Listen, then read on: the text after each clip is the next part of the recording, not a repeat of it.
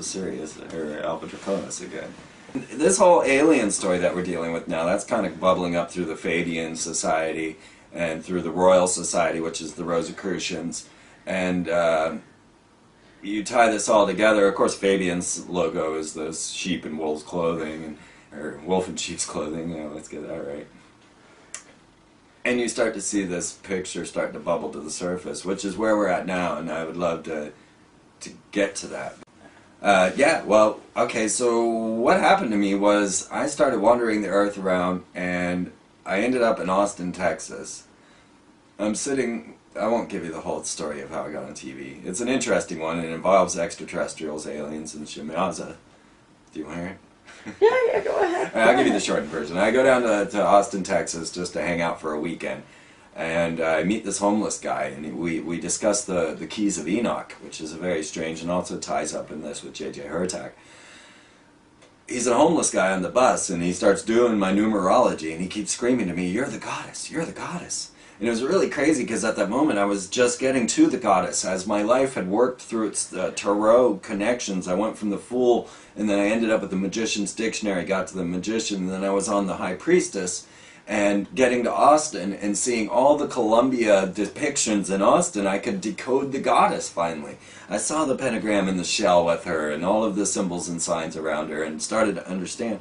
And meanwhile, this homeless guy on the bus doing my numerology is going, you're the goddess. And he's Zoe, isn't he? I want to keep Zoe immortalized.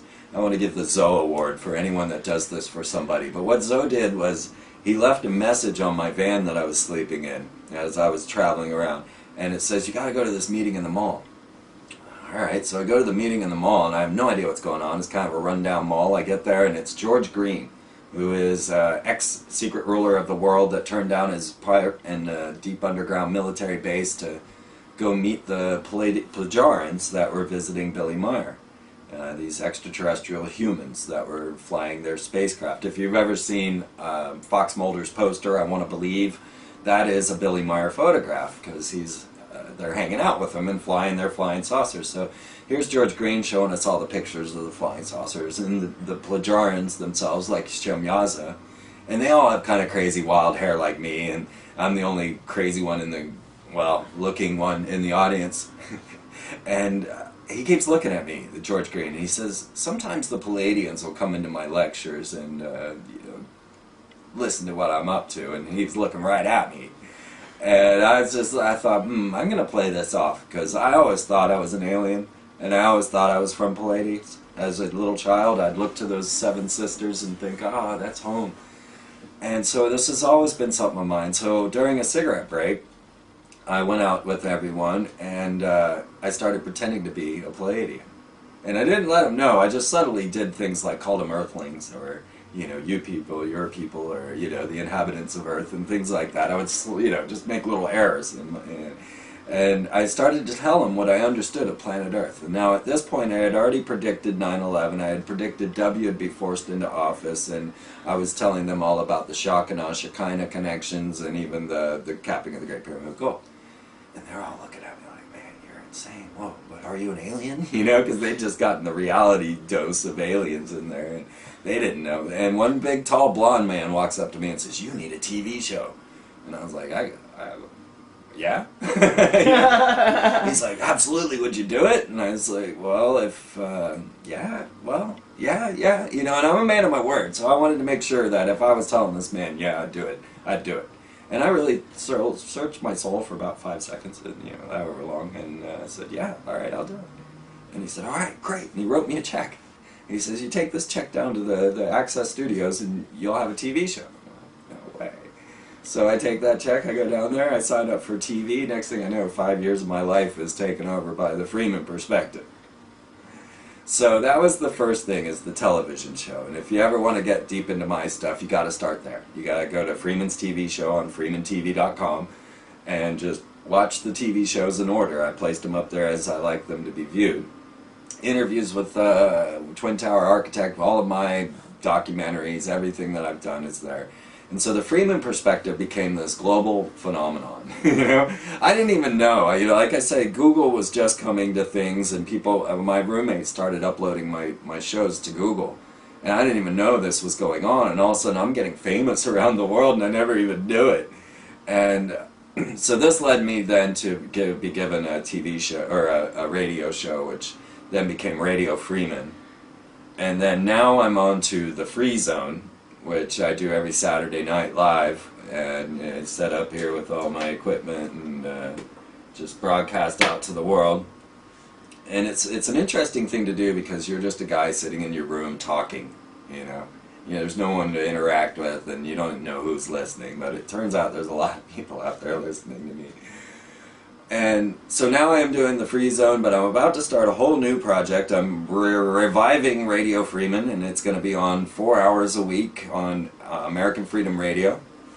And then we have been invited to take over as hosts of the Matrix News Network, and they have no idea what they've gotten themselves into. Jamie and I will be doing the Matrix News Network on television on 150 stations around the U.S. Yeah, Fantastic, fantastic. I'm so excited. But of course, this is all, how do the lawyers say that they do it for free? Pro bono. Pro bono, absolutely. As opposed to what is it? Getting paid. But honestly, I gave up on the world. I said, I saw my miraculous existence, as we discussed in the beginning. I saw that the world works in this miraculous way that guides us forth into a divine perspective that we can then just follow this force. And by Y2K, by that moment, I decided I could no longer participate in the real world. The real world was no longer real. Our leaders were worshiping 40-foot stone owls, burning baby effigies, capping the Great Pyramid with gold, and trying to punch holes in the other dimension. Forget your real world, you know? None of which seems terribly responsible. No, this is true too, but how can you just go back to work and go back to doing whatever, working for Pizza Hut, and when you know that all of this is real? When you know that the world is more magical than anyone thinks, and it's a lot stranger than anyone has any idea about, and the things that they have us building, our new world, is not what humans need or want, and it's got an alternate agenda, and that's what I'm digging out and showing to everyone. Well, I mean, basically, wasn't it John Dee's supposition that they were attempting to strip mine the planet because they need all of the energy to break free of the prison that this is? You know, there's certain entities imprisoned here. This is just one of the theories. I believe it was John Dee who was the first one talking about that, you know, back under Queen Victoria. Right. You know, and then, you know, at that time they were seen as, you know, entities, the old gods, the horrible ones, whatever you want to call them, you know, demonic entities. But what we might call, you know, maybe extraterrestrial, or not even extraterrestrial, but extra-dimensional entities. Right, which is the new extraterrestrial. Since we've got this new exopolitical study and understanding, we've had to change the terms, because terms are, you know, everything. And so extraterrestrial now includes and means extra-dimensional beings, whereas alien is the new term for an EBE, or a biological being. Yeah. So just now we're trying to get that terminology straight, because we've got this understanding that there's more than just beings coming here from another planet. There are beings that are interacting from another dimension. Well, long before I'd ever heard of David Icke or any of this sort of extraterrestrial stuff, I had been saying, just based on, you know, the mathematics for string theory and this kind of stuff, that the amount of power one would need, you know, based on a physical universe to travel from one planet to another is prohibitive unless one goes extra-dimensionally. Exactly. And so it's just funny to see, you know, which is what's terminology take off like that. Right, right. Which is what's going on with the Rick experiments and the Phoenix and Star colliding their gold particles. Oh yeah, I mean, there's no way that they're doing what they say they're doing in places like CERN. No. You know, I mean, you know, people are paying billions they of risk dollars. creating a ripple effect through the entire fractal that, you know, has a potential to sort of shatter life as we know it. Yeah. To say the least. Yeah. And without any regard, yeah, they don't care about us. You know, Michael Jackson said it the best, right? Now, speaking of Michael Jackson, have you seen my picture of Michael Jackson. No, I didn't. I did not see the Michael Jackson one. I watched a bit of stuff on Akhenaten, and I've seen a number of the interviews that you've done over the years. Absolutely, absolutely. Well, I'm going over to Hollywood Mind Control on Freeman TV, and in here I have the whole story of Anna Nicole Brittany and mind control. Now that's one that I'm not ready to cover or get into. You can see the symbolism of the 66. And I explain all of the meanings of Village Roadshow Productions and what all this. But now, when you ask Jermaine or LaToya who killed Michael Jackson, they said it was the Illuminati. That was when the press came to LaToya and Jermaine. They were like, "Well, who killed Michael Jackson?" And they're like, "The Illuminati killed him." We have certain high-profile rituals that go on, like Justin Timberlake with Janet Jackson, and she bared her breast with a golden sundial on her nipple.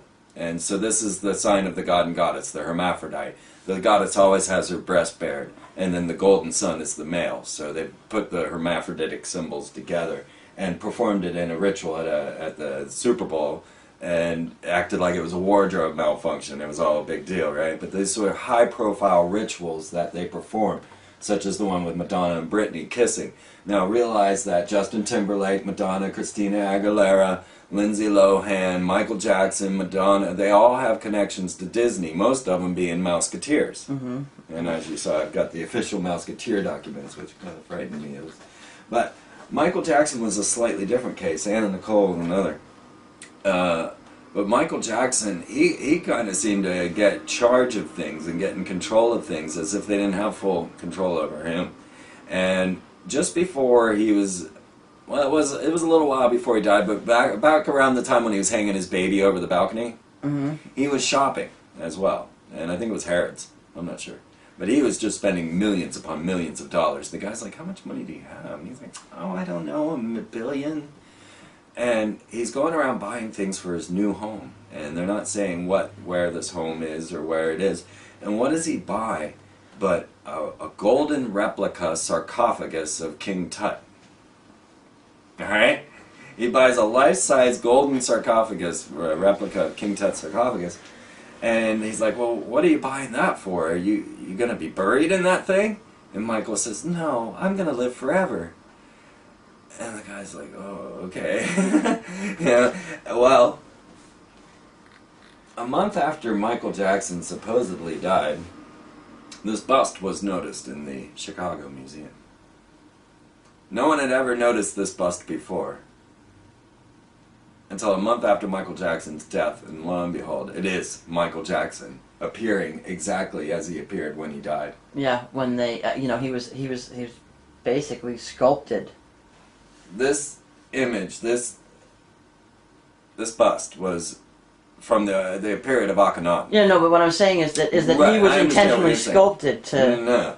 No one had ever seen this thing before. No one had ever seen it, but No it was one like had it never was noticed not. it. No one had noticed it. Right. It was sitting there the whole time. Maybe, or Michael Jackson time traveled back to Akhenaten's period, and now it came into our new timeline and everybody saw it. Oh, that's an interesting thought. Yes, because Michael Jackson went to a roboticist and attempted to get mind transfer technology into a robot. You can see this in the movie Home Movie, and I have the interview on my radio show. Michael Jackson was into mind transfer technology, hoping to either transfer himself into a clone or a robot and live forever, hence his statement when asked if he was going to be buried in King Tut's sarcophagus. "No, I'm going to live forever." Well, we're at this moment right now where we have mind transfer technology capabilities. Guess what computer is capable of this? The CERN LHC grid. It's the first computer capable of pushing exabytes of information.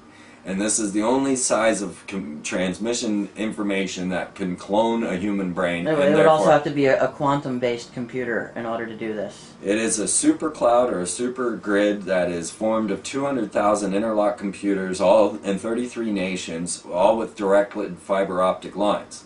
And it is the first computer that's capable. And of course, CERN was the one who created the World Wide Web in the first place. Yeah. Now the grid is beyond that, right? This is direct fiber optic lines that are all linked in our information system.